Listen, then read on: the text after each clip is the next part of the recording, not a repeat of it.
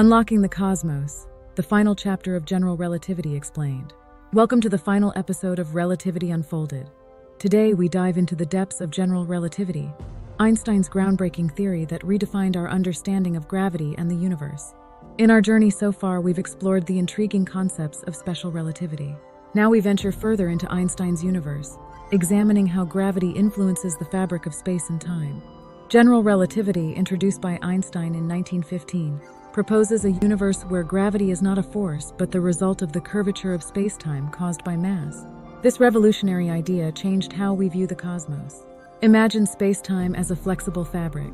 Objects with mass like stars and planets create indentations in this fabric. These indentations dictate how objects move, leading to what we perceive as the force of gravity.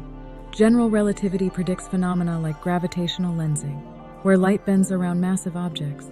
It also leads us to the concept of black holes, regions of space where gravity is so intense that not even light can escape. General relativity isn't just a theoretical marvel, it's practical.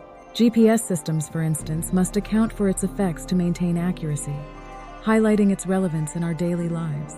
Einstein's theory presents a universe more dynamic and interconnected than we ever imagined. It suggests a cosmic dance guided by the curvature of space and time, a dance in which we are all participants.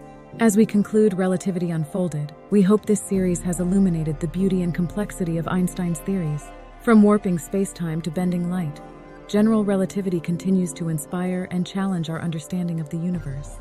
Thank you for joining us on this incredible journey. If you've enjoyed exploring the universe with us, please like, share, and subscribe. Keep questioning, keep exploring, and remember, the universe is full of wonders waiting to be discovered. Thanks for watching.